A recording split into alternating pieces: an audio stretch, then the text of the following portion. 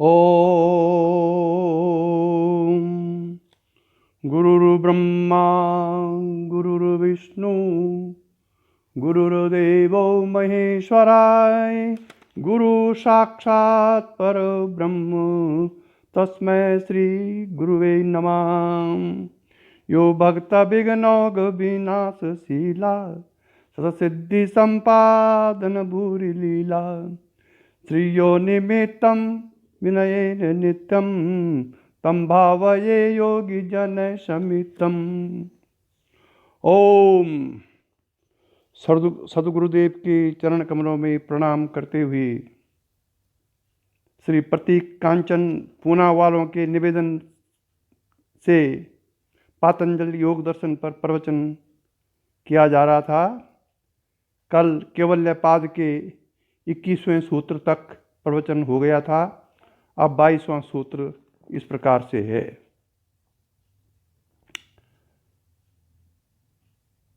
कल जो प्रसंग चल रहा था वो था शरीर अपने रूप शरीर पर संयम करके उस रूप की ग्राह्य जो ग्रहण किए जाने योग्य शक्ति को रोक करके आप अंतर ध्यान हो सकते हैं दूसरे व्यक्ति के सामने।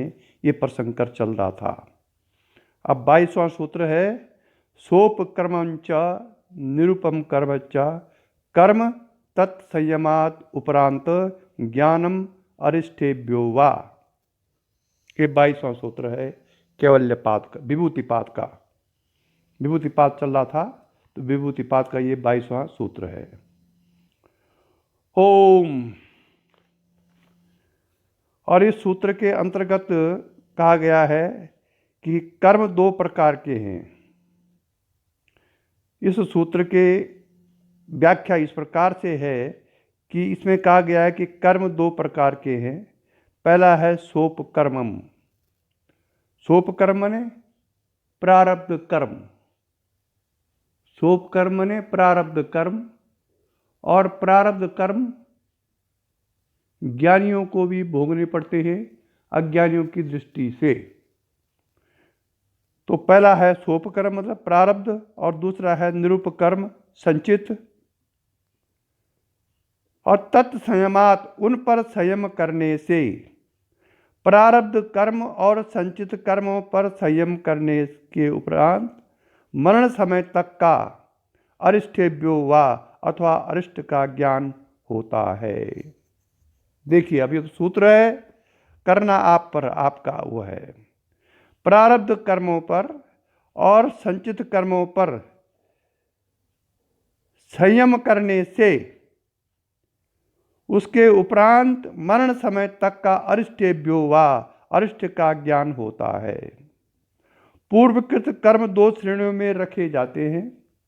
जिनके फल विपाक का उपकर्म आरंभ हो चुका है, जिनका फल विपाक का आरंभ हो चुका है अर्थात प्रारब्ध कर्म, और जिनके फल विपाक रूप यह जन्म है, इसमें मिलने वाले दुख सुख रूप भोग भोगना और उनके भोगने के लिए आयु का काल निर्धारित है।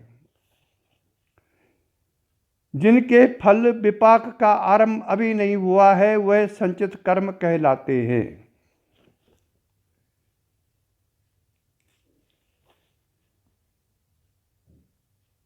प्रारब्ध कर्म का अर्थ है कि जिनके फल विपाक रूप यह जन्म है। यह जो हमारा जन्म है वो प्रारब्ध कर्मों के फल का पकने के कारण है। और इस जन्म में मिलने वाले दुख सुख रूप भोग भोगना और उनके भोगने के लिए आयु का काल निर्धारित है। इस प्रारब्ध कर्म के कारण आयु निर्धारित है। नंबर 2 यह है कि जिनके फल विपाक का आरंभ अभी नहीं हुआ है वह संचित कर्म कहलाते हैं। उन संचित कर्मों के फल विपाक का उपकर्म भी इस जन्म में किया जा सकता है जिनके विपाक में थोड़ी कमी है और उस कमी को नए नए कर्मों के द्वारा पूरा किया जा सकता है। माता पिता, विद्वान, महात्मा, गुरुजन और देवताओं की सेवा, मान, पूजा, सत्कार द्वारा उपार्जित पुण्य आदि शुभ कर्मों से संचित शुभ कर्मों के विपाक का उपकर्म आरंभ हो जाता है। संचित शुभ कर्मों के विपाक का उपकर्म आरंभ हो जाता है। इसके विपरीत विश्वासघात आदि तीव्र दुष्कर्म करने से इसके विपरीत विश्वासघात आदि तीव्र दुष्कर्म करने से संचित अशुभ कर्मों के विपाक का उपकर्म हो जाता है। देखिए, इसमें ध्यान दीजिए, अब कर्मों का ये खेल है। उन पर संयम करने का फल उस विपाक के स्वरूप और उनके भोगों की अवधि, रूप, आयु आदि का ज्ञान देने वाला होगा। यह है कर्मों का खेल। इसीलिए गीता में कहा गया है, गहना कर्मणो गति। कर्मों की जो गति है वो अति गहन है। इसलिए शास्त्र में जो कुछ कहा गया है उसका पालन करते हुए अगर संचित आपके कुछ शुभ कर्म संचित हैं तो वो, और इस जन्म में उसका नंबर नहीं आ रहा है शुभ कर्मों का, तो आप, शास्त्र कह रहा है कि माता पिता, विद्वान, महात्मा, गुरुजन और देवताओं की सेवा, मान, पूजा, सत्कार द्वारा उपार्जित पुण्य आदि शुभ कर्मों से संचित शुभ कर्मों का फल उपकर्म आरंभ हो जाता है। जो संचित शुभ कर्म है ये इन लोगों की सेवा करने से ये आपका संचित कर्म भी इसी जन्म में आरंभ हो जाएगा। और इसके विपरीत विश्वासघात आदि तीव्र दुष्कर्म करने से, अगर आपने विश्वासघात किया है, कोई दुष्कर्म किया है, तो जो संचित अशुभ कर्म है वो आगे आ जाएंगे। यह है इसका रहस्य। और इन दोनों पर संयम करने का फल, किस पर? प्रारब्ध कर्म पर और संचित कर्मों पर संयम करने का फल उस विपाक के स्वरूप और उनके भोगों की अवधि, रूप, आयु आदि का ज्ञान हो जाता है। यदि आपके आयु का ज्ञान आपको कर रहा है तो आप संचित कर्मों पर संयम कीजिए, आयु का ज्ञान हो जाएगा, रूप का ज्ञान हो जाएगा, अवधि का ज्ञान हो जाएगा। अब 23वां सूत्र है मैत्रा दिशु बलानी। मैत्रा दिशु माने मैत्री, करुणा, मुदिता के संयम करने से बलानी, उनमें बल का उत्कर्ष आ जाता है। किनमें? उन कर्मों में। मैत्री के भाव पर संयम करने से मैत्री का भाव बलवान हो जाता है। इसी प्रकार करुणा और मुदिता का भाव भी है, परंतु अभावात्मक होने के कारण उपेक्षा पर संयम नहीं हो सकता। बलेषु हस्ति बलादीनी, हाथी आदि पशुओं के समक्ष आ जाने पर उनके बल पर संयम करने से उनके जैसा ही बल आ जाता है। करो। प्रवृत्त्यालोकन्यासात् सूक्ष्म विवहित विप्रकृष्ट ज्ञानम। प्रवृत्ति प्रथम पाद के 36वें सूत्र में जिन विषयवती प्रवृत्तियों का वर्णन है उनके आलोक मतलब प्रकाश के न्यासात सूक्ष्म व्यवहित, सूक्ष्म दृष्टि में आने वाले विप्रकृष्ट दूर स्थित पदार्थों का ज्ञान होता है। इस प्रवृत्त्यालोक को ही दिव्य प्रकाश या दिव्य दृष्टि कहते हैं।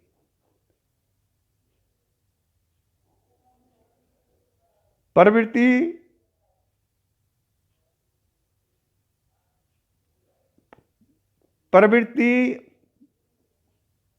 आलोक का न्यासात, प्रवृत्ति आलोक लगाने से सूक्ष्म व्यवहित, सूक्ष्म दृष्टि में आने वाले दूर स्थित पदार्थों का ज्ञान हो जाता है। इस प्रवृत्त्यालोक, प्रवृत्ति के आलोक को ही दिव्य प्रकाश या दिव्य दृष्टि कहते हैं।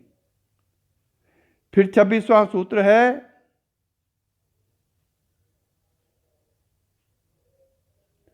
सूर्य पर संयम करने से भुवन का ज्ञान होता है। भुवन ज्ञानम सूर्यो संयमात्। सारा भुवन सूर्यमंडल सूर्य के आश्रित है। वह सारे ब्रह्मांड का नेत्र है। सूर्य से यहाँ बाह्य स्थित भौतिक सूर्य पिंड को नहीं समझना चाहिए। सब विषयों का ज्योतियों के दर्शन सुषुम्ना नाड़ी में होते हैं। शक्तिपात वालों को कईयों को ये अनुभव होगा, इसलिए उसे सूर्य द्वार भी कहते हैं, सुषुम्ना नाड़ी को। यहां सूर्य से अभिप्राय वहीं दिखने वाले सूर्य से है।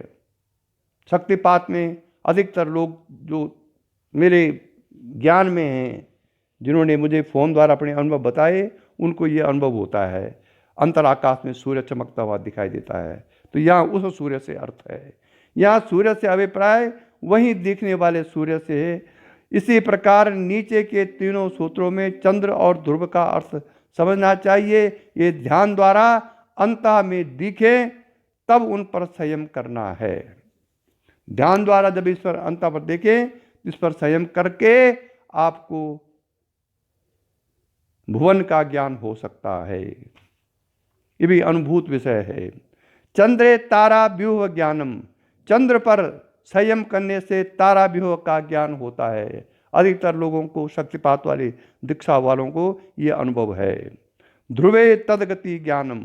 ध्रुव पर संयम करने से उनकी गति का ज्ञान होता है। 29वां सूत्र है नाभि चक्रे काया व्यूह ज्ञानम। नाभि चक्र अर्थात मणिपुर चक्र पर संयम करने से शरीर के व्यूह का ज्ञान होता है। 30वां सूत्र है कंठकूपे च्युति पिपासा निवृत्ति। कंठकूप जहाँ पर गहरा गड्ढा है जिसमें खाया पिया उतरता है, पर संयम करने से भूख या प्यास सता रही हो तो उस समय के लिए निवृत्त हो जाएगी, सदा के लिए निवृत्त नहीं होगी। 31वां सूत्र है कूर्म नाड्याभ्याम स्थैर्यम। कूर्म नाड़ी पर संयम करने से स्थिरता आती है। कूर्म नाड़ी उरु स्थान में है, जिसे अंग्रेजी में वेगस नर्व का कहते हैं। कूर्म नाड़ी वेगस का ऊपरी भाग है जो छाती में है। 32वां सूत्र है फिर मूर्धा ज्योतिषी सिद्ध दर्शनम। मूर्धा ज्योति जो सहस्रार्थ में प्रकाश रूप दिख पड़ती है, उस पर संयम करने से सिद्धों के दर्शन होने लगते हैं। और प्रतिभाद्वा सर्वम। प्रतिभा ज्ञान आने पर ऊपर कथित सब ज्ञान उसी के द्वारा हो सकते हैं। जैसे सूर्य के उदय होने से पूर्व उषा का प्रकाश होता है, वैसे ही वह प्रकाश जो ज्ञान आत्मज्ञान के पूर्व आता है उसी को प्रतिभा ज्ञान कहलाता है। शक्तिपात वालों को इसका अनुभव होगा। हृदय चित्त संवित्त 34वां सूत्र है। ओम काला ब्रह्मांकटाक्षर कुल भयदाम मौलि बंदेन्दुरेखाम शंखम चक्रम कृपाण त्रिशंगमपि कौरिद वहंती त्रिनेत्राम सिंह स्कंदादिरूढ़ाम तृणमखिलम तेजसा पूरयन्ती ध्यायेयं दुर्गा माक्यम त्रिदशप्रवृताम सेविता सिद्ध कामयी। 34वां सूत्र है हृदय चित्त संवित्त। हृदयाकाश में संयम करने से अपने चित्त अर्थात अंतर मन का ज्ञान होता है, जिसको अंग्रेजी में कहते हैं सबकॉन्शियस माइंड। यहाँ तक बहिर्विषयों के ज्ञान और लक्ष्य रहा। अब अगले सूत्र में पुरुष अर्थात अपनी आत्मा का ज्ञान कैसा होता है यह कहते हैं।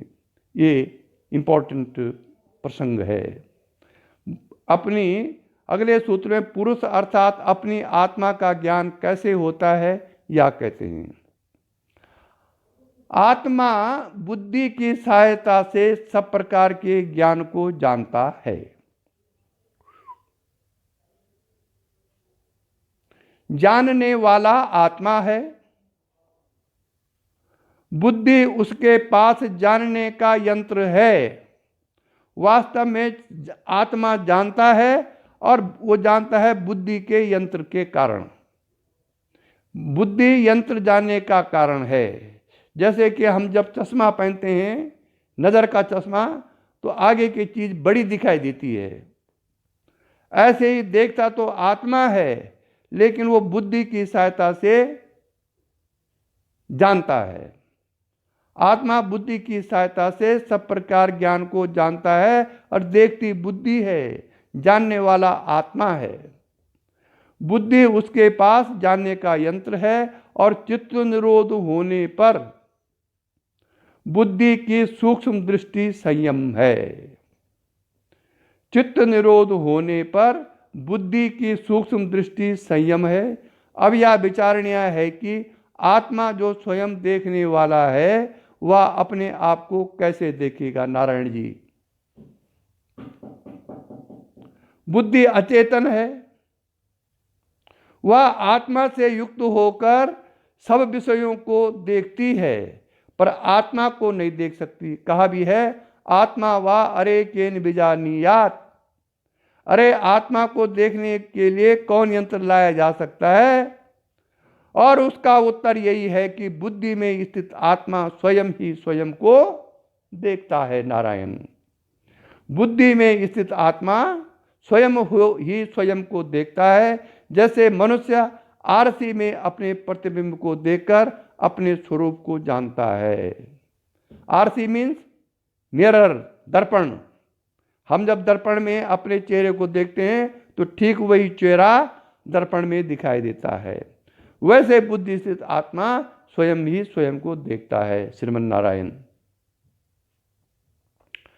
आरसी न हो तो अपना स्वरूप अन्यथा कैसे दिखे? इसी प्रकार जब बुद्धि के मल विक्षेप दोष दूर हो जाते हैं और शुद्ध सत्व चमकने लगता है, तब आत्मा अपने प्रतिबिंब को देखता है। उस प्रतिबिंब को आत्मा की प्रतिभा कहते हैं, और तत्संबंधी ज्ञान प्रतिभा ज्ञान कहलाता है। कठोपनिषद में कहा है, यथा दर्शे तथात्मन्नि इह लोके। अर्थात इस लोक में ऐसा दर्शन होता है जैसा दर्पण में। इस श्रुति पर शंकर भगवत पाद नीचे दिए हुए शब्दों में भाष्य करते हैं। अब ये जो अनुभव मैं पढ़ रहा हूं, ये शक्तिपात वालों को यदा कदा होता ही रहता है। ओम।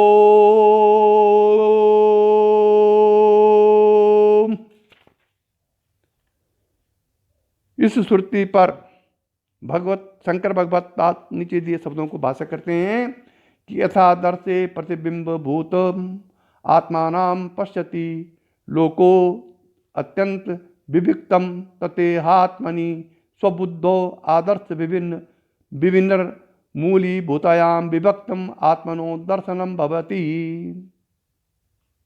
जैसे आदर्श में मतलब दर्पण में मतलब आरसी में, जैसे आदर्श में प्रतिबिंब भूत अपने को लोक अत्यंत स्पष्ट दिखता है, वैसे इस भूलोक में अपने अंदर अपनी बुद्धि में जो आदर्शवत निर्मल हो गई है, स्पष्ट रूप से आत्मा का दर्शन होता है।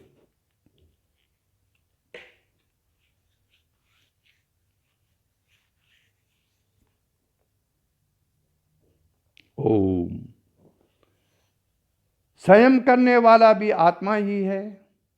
संयम की क्रिया अंतःकरण में होती है, और संयम का अर्थ ध्येय विषय है जिसका ज्ञान संयम द्वारा प्राप्त किया जा सकता है। बुद्धि का सत्व को जानने का विमर्श रूपी धर्म ज्ञान है। जब तक संयम का अर्थ आत्मा से भिन्न है, बुद्धि की वृत्ति बहिर्मुखी कहलाती है। जब संयम का अर्थ स्वयं आत्मा ही होता है, तब उसी अंतर्मुखी कहते हैं। ये इसका सूत्र है। अब अगले सूत्र में पुरुष की ज्ञान की सिद्धि के लिए साधन कहते हैं। यहां तो संयम की बात हो गई। सत्व पुरुषयो 35वां सूत्र है कि सत्व पुरुषयोर अत्यंत संकीर्णयो प्रत्यया विषयो भोगा परार्थात स्वार्थ संयमात पुरुष ज्ञानम। यह है सूत्र। सत्व पुरुषयो मतलब बुद्धि सत्व और पुरुष दोनों के। बुद्धि सत्व, निर्मल बुद्धि को कहते हैं सत्व। बुद्धि सत्व और पुरुष दोनों के अत्यंत बिल्कुल सर्वदा असंकीर्णयो, जो दोनों भिन्न विपरीत धर्म वाले हैं, पुरुष और बुद्धि विपरीत धर्म वाले हैं। प्रत्यया विशेषो, अविशेष रूप से दोनों का ज्ञान रहना भोगों का कारण है। परार्थात, क्योंकि आत्मा से पर अन्य उसका अर्थ है। स्वार्थ, स्वयं परमात्मा को संयम का अर्थ बनाकर संयमात पुरुष ज्ञानम, पुरुष का ज्ञान होता है। असंकीर्ण, एक दूसरे से मिश्रित न होने योग्य को कहते हैं असंकीर्ण, एक दूसरे से मिश्रित न होने योग्य। बुद्धि सत्व अचेतन परिणामी है। बुद्धि जो तत्व है या सत्व जो है वो अचेतन है और परिणामी है, बदलने वाला है। आत्मा चेतन अपरिणामी है। आत्मा चेतन है और अपरिणामी है, इसका कोई परिणाम नहीं है, परिवर्तनशील नहीं है, अपरिवर्तनशील है। परंतु उनका ज्ञान पृथक पृथक स्पष्ट नहीं है, उसको कहते हैं असंकीर्ण। प्रत्यया विशेष, दोनों का ज्ञान अविशेष रूप से रहता है, क्योंकि मिथ्या अध्यास के कारण दोनों एक जैसे ही प्रतीत होते हैं। दोनों की अन्यता का ज्ञान नहीं होता, क्योंकि बुद्धि पर आत्मा की चेतना का अध्यारोपण हो रहा है और दोनों का तादात्म्य प्रतीत होता है। यह तादात्म्य ही भोग का कारण है। आत्मा और बुद्धि का जो तादात्म्य है यही भोग का कारण है जी। बुद्धि में दुख सुख के ज्ञान से आत्मा स्वयं को सुखी दुखी अनुभव करता है। इस मिथ्या अध्यास को दूर करने के लिए स्वयं का अर्थ स्वयं आत्मा को बनाना चाहिए। श्रीमन नारायण। अब जिनको आत्म साक्षात्कार करना है, जिनको मोक्ष प्राप्त करना है, वो इस सूत्र को बार बार पढ़ें और बार बार वैसा अभ्यास करें। स्वार्थ, जो स्वयं संयम का अर्थ है। स्वार्थ एक तो सांसारिक अर्थ लोग लगाते हैं, स्वार्थ का वास्तविक अर्थ वो नहीं है जो हम लगाते हैं। स्वार्थ, स्वार्थ माने स्वार्थ, जो स्वयं संयम का अर्थ है। अर्थात बुद्धि सत्व प्रतिभाषित चेतना पर, बुद्धि सत्व प्रतिभाषित चेतना पर संयम करने से आत्मा का ज्ञान होगा, जो सत्व से अन्य एवं भिन्न है। या वेदांत की अहंग्रह उपासना और निधिध्यासन की प्रक्रिया है। वास्तव में निधिध्यासन ही योग ही है। यह है बुद्धि पर जो आत्मा का प्रतिबिंब पड़ रहा है या आत्मा की जो प्रतिभाषित चेतना पड़ रही है, उस पर अगर आप संयम करेंगे तो आत्म साक्षात्कार हो जाएगा। ये पातंजलि योग दर्शन के अनुसार है। तथा प्रतिभ श्रावण वेदना दर्शा स्वाद वार्ता जायन्ते, 36वां सूत्र है। तथा इससे प्रतिप्रातिभ श्रवण वेदन आदर्श आस्वाद वार्ता सिद्धियां जायन्ते, प्रतिभा पूर्ण ज्ञान रूपी सूर्य के उदय होने के पूर्व उषा के प्रकाश के सदृश ज्ञान का पूर्व रूप है।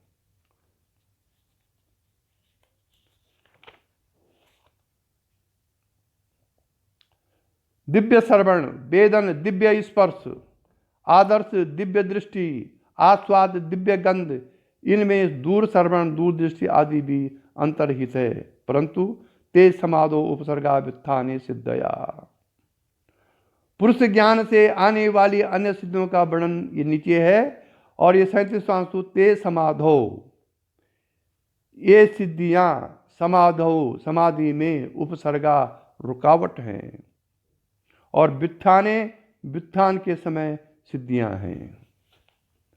संभवतः शक्तिपात वालों को कई प्रकार इस प्रकार के लक्षण अनुभव में आए होंगे। पुरुष ज्ञान से आने वाली अन्य सिद्धियों का वर्णन अगले 3 सूत्रों में कहा गया है, 38, 39 और 40। 3 सूत्र हैं जो पुरुष ज्ञान के कारण उत्पन्न होती सिद्धियां हैं। नंबर 1 है बंध कारणम शैथिल्यात् प्रचार संवेदानाच, 38वां सूत्र, चित्तस्य पर शरीरा आवेश। ये शक्तिपात करने की सिद्धि उत्पन्न हो गई यहां पर। पुरुष ज्ञानोत्तर बंध कारण, बंधन का कारण जो भोगों की वासना है, उसके शैथिल्यात्, शिथिल अर्थात निर्बल हो जाने से, और चित्तस्य, चित्त का प्रचार संचार संवेदनात्, चित्त का प्रचार या संचार अनुभव गम्य हो जाने से, पर शरीरा आवेश, दूसरों के शरीरों में आवेश उत्पन्न करने की शक्ति आ जाती है। इसे शक्तिपात सिद्धि कहते हैं। यही है जिनको गुरु बनना है वो ये सिद्धि का, इस सिद्धि को सिद्ध करें। क्या ये सिद्धि? बंध कारण, बंधन का कारण जो भोगों की वासना है, उससे, उसके शैथिल्यात्, शिथिल अर्थात निर्बल हो जाने से, और चित्तस्य, चित्त का प्रचार, चित्त का संचार संवेदनात्, चित्त का संचार अनुभव गम्य हो जाने से, पर शरीरा आवेश, दूसरे के शरीरों में आवेश उत्पन्न करने की शक्ति आ जाती है, और इसे ही शक्तिपात सिद्धि कहते हैं। यहां यह शंकास्पद बात यह है कि क्या पर शरीर से मृतक शरीर भी अभिप्रेत हो सकता है? यदि हां, तो चित्त की अपने शरीर में उत्क्रांति प्रचार पद से अभिप्रेत होगी, और उस दशा में इंद्रियां भी चित्त की अनुगामिनी होकर उस मृतक शरीर में प्रवेश करेंगी। चित्त की प्रचार अर्थात संचार गति पर जय हो जाने पर उस योगी को प्राण, अपान, समान, उदान, व्यान, 5 प्राणों पर भी जय सिद्ध हो सकेगा। उसका फल आगे कहते हैं। उदान जयात जल, जल पंक कंटका दुष्संग उत्क्रांतिश्चा।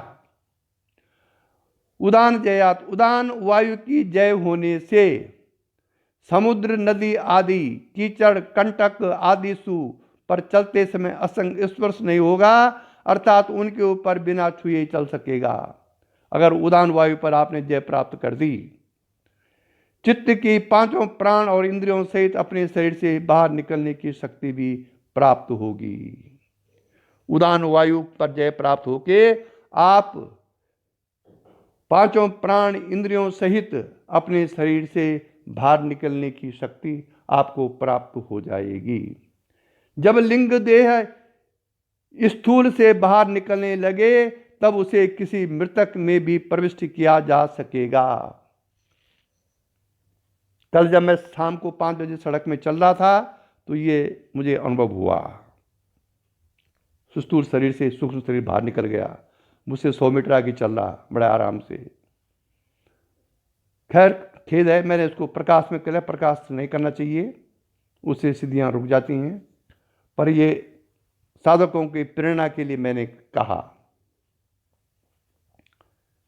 ये कुछ चीजें ऐसी हैं जो कि मोटी बुद्धि वालों को समझ में नहीं आ सकती है, या जिनको लोकेशना से जो ग्रसित हैं, जो शास्त्र अनुसार न साधना कर रहे हैं और न उस हिसाब से चल रहे हैं, उनकी बुद्धि में ये बातें नहीं आएंगी। इसलिए सिद्धियों को हमेशा गोपनीय रखना चाहिए, प्रकाशित नहीं करना चाहिए इनको। अगर प्रकाशित कर जाएं तो ये सिद्धियां समाप्त हो जाएंगी। हाँ, कोई सुपात्र ऐसा है जो सचमुच इससे प्रेरणा लेकर के आत्मज्ञान की ओर जा रहा है, उससे प्रकाशित करने में कोई हानि नहीं है। समान जयात, अगर उद्देश्य आत्म साक्षात्कार है, अगर उद्देश्य परम ब्रह्म परमात्मा का साक्षात्कार है, तो सिद्धियों का प्रकाशन सुपात्रों से करना आत्मज्ञान के लिए, कोई लोकेशना के लिए, संसार के लिए नहीं, केवल आत्मज्ञान करने के लिए करने में कोई बाधा नहीं है। समान जयात ज्वलनम।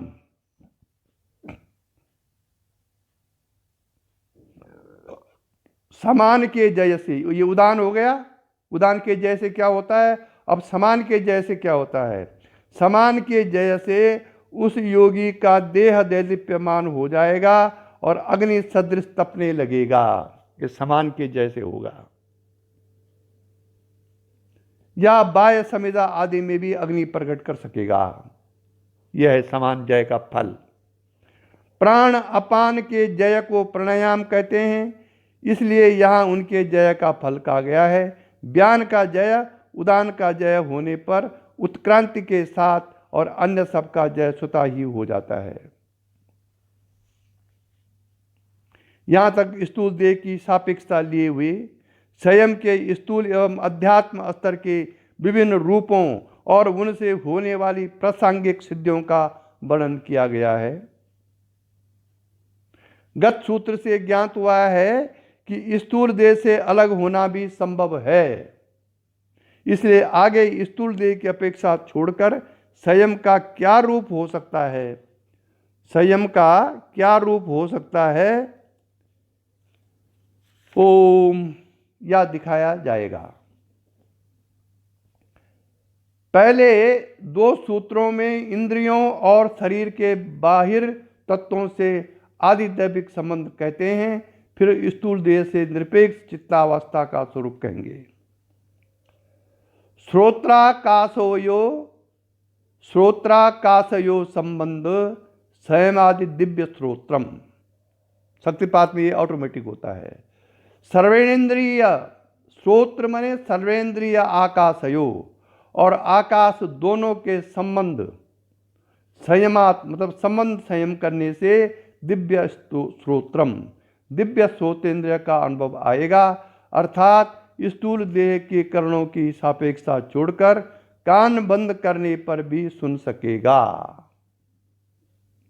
यह सूत्र दृष्टांत रूप में पांचों ज्ञानेंद्रियों के संयम का द्योतक है। अर्थात स्पर्शेंद्रियों और वायु के संबंध पर संयम करने से दिव्य स्पर्शेंद्रिय का, चक्षु और प्रकाश के संबंध पर संयम करने से दिव्य दृष्टि का, रसनेन्द्रिय और जल के संबंध पर संयम करने से दिव्य रसनेन्द्रिय का, तथा घ्राण और पृथ्वी के संबंधों पर संयम करने से दिव्य घ्राणेन्द्रिय का प्रादुर्भाव होता है। कायाकाशयो संबंध संयम संयमालुगुतूल समापत्ते च आकाश गमनम। आकाश गमन की सिद्धि उत्पन्न हो गई। काया काशयो, काया और आकाश के, काया आकाशयो, काया और आकाश के संबंध संयमात संबंध पर संयम करने से लघु तूल समापतेश्च, और धुनी हुई रुई के सदृश शरीर हल्का करके आकाश गमनम आकाश की गति होती है।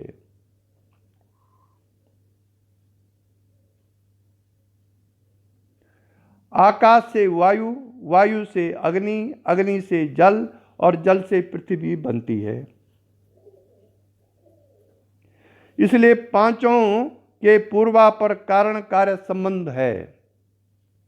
41वें सूत्र में पांचों इंद्रियों में दिव्य भाव उदय होने पर तत्वों का पारस्परिक संबंध समझ में आने लगेगा।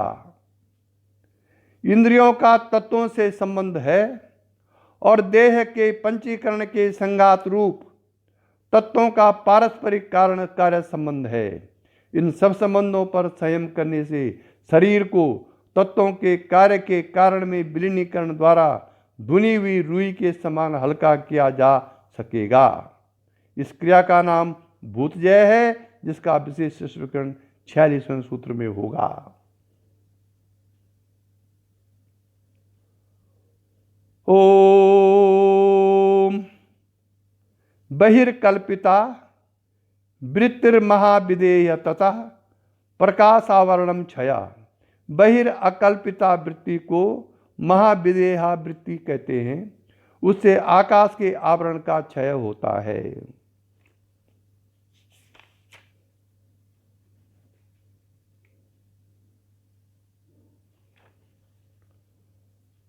बहिर्कल्प अकल्पिता वृत्ति को महाविदेय वृत्ति भी कहते हैं। उसमें प्रकाश के आवरण का क्षय होता है। ऐसा है कि मन की गति इंद्रियों के पीछे पीछे बहिर्गामिनी होती है और इंद्रियां अपने कार्य दो प्रकार से करती हैं। सामान्यतया स्थूल देह की सहायता से, अर्थात वे देहाभिमान की अपेक्षा रखती हैं। दूसरे देहाभिमान की अपेक्षा छोड़कर, जिसका वर्णन 41वें सूत्र में है, जिनको दिव्य इंद्रियां कहा गया है, उस समय भी चित्त की बहिर्वृत्तियां तो रहेंगी ही, परंतु विदेहा होंगी। वो पहली कल्पिता है, दूसरी अकल्पिता, क्योंकि यही देह बंधन से रहित स्वतंत्र इंद्रियों की स्वाभाविक वृत्ति है। देह के परतंत्र होकर उनकी स्वाभाविकता नष्ट हो गई है। बहिर्कल्पता वृत्ति को महाविदेय अवस्था कहते हैं और इसके उदय होने पर भौतिक देह के कारण जो तामसिक आवरण छाया हुआ है वह नष्ट हो जाता है।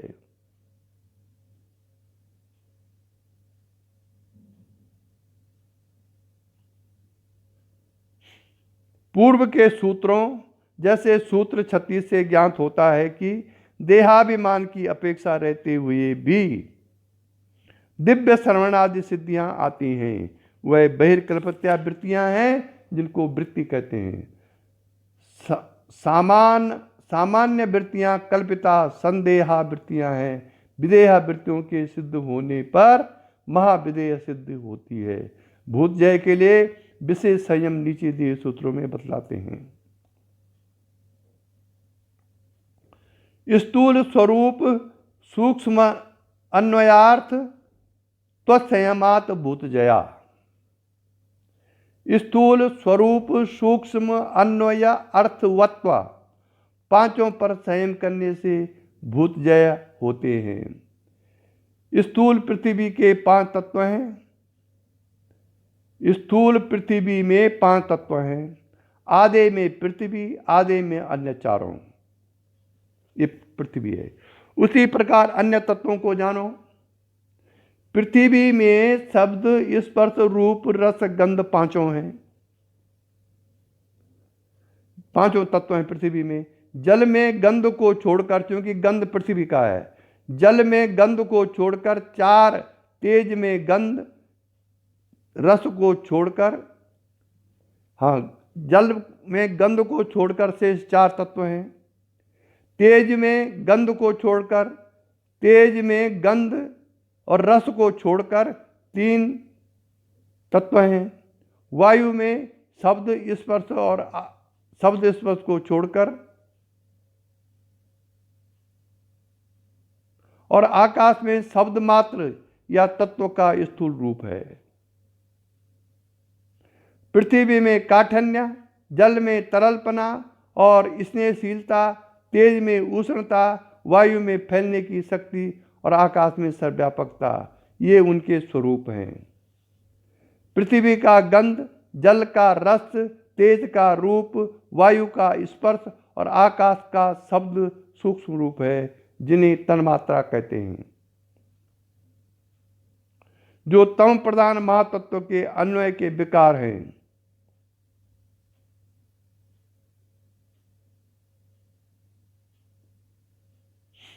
प्रकृति का अर्थत्व भोग और अपवर्ग दोनों है। इस प्रकार संयम द्वारा भूतों का जय होता है। 5 तत्वों को यहां भूत कहा गया है। आगे भूत जय का फल क्या है ये बताते हैं। ततो अणिमादि प्रादुर्भावा काया संपत अर्धर्मान विघातश्च।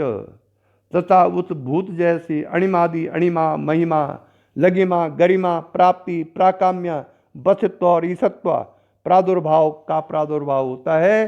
काया संपत्ति तद्धर्म, और काया संपत्ति के धर्मों का, जिनका वर्णन सूत्रों में है। अनविघाताश्च, अभिघात अर्थात रुकावट करने वाला कुछ नहीं होता।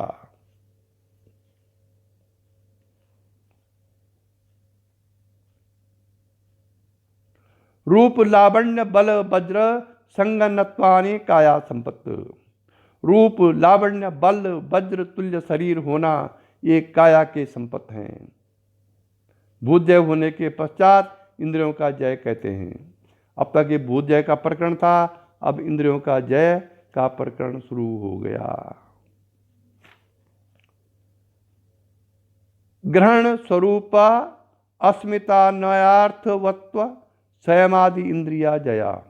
ग्रहण,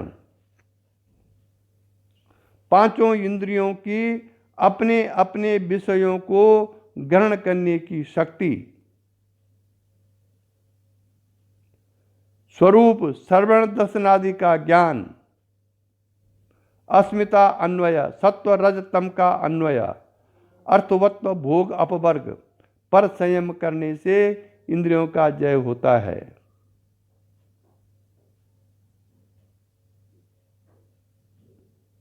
और इसका फल है ततो मनोजवितम विकर्ण भावा प्रधान जगच्चा। तथा इंद्रिय जय से मनोजवितम मन की गति के साथ शरीर की गति होना।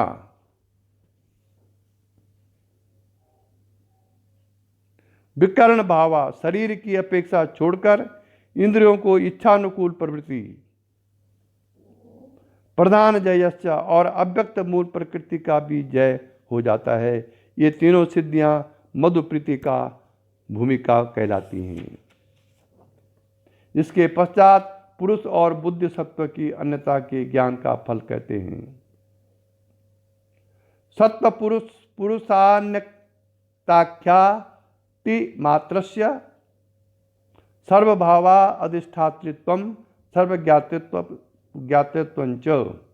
सत्व बुद्धि पुरुष आत्मा अन्यता ख्याति मात्रस्य, दोनों की अन्यता भिन्नता के ज्ञान की मात्रा जिस योगी को पूर्ण उदय हो गई है उसे सर्वभाव अधिष्ठातृत्व, सब भावों पर अधिष्ठातृत्व अर्थात सर्वशक्तिमत्ता, सर्वज्ञातृत्व और सर्वज्ञता आ जाती है। वह ईश्वर तुल्य सर्वशक्तिमान और सर्वज्ञ हो जाता है। इस सिद्धि को विषय का कहते हैं।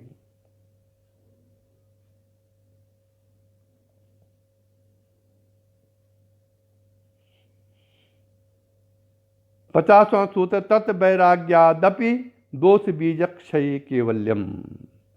तत् उस सर्वशक्तिमत्ता की सर्वज्ञता से वैराग्या आदि भी वैराग्य होने पर, उस सर्वशक्तिमत्ता और सर्वज्ञता से वैराग्य होने पर दोष बीज क्षय, दोष के बीज रूपी वासना क्षय होने पर केवल्यम, केवल्य मोक्ष पद की प्राप्ति होती है। सिद्धियों से भी वैराग्य होने पर तब कहीं दोष के जो वासना रूपी बीज हैं उनके क्षय होने पर मोक्ष पद प्राप्त होगा।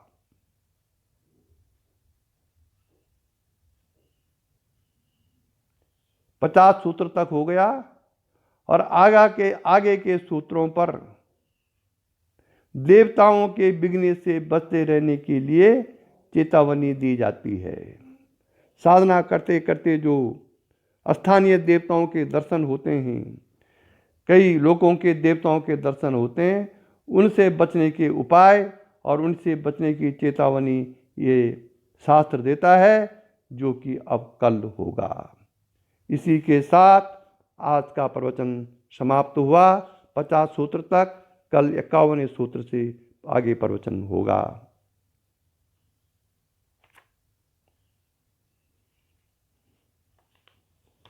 ओम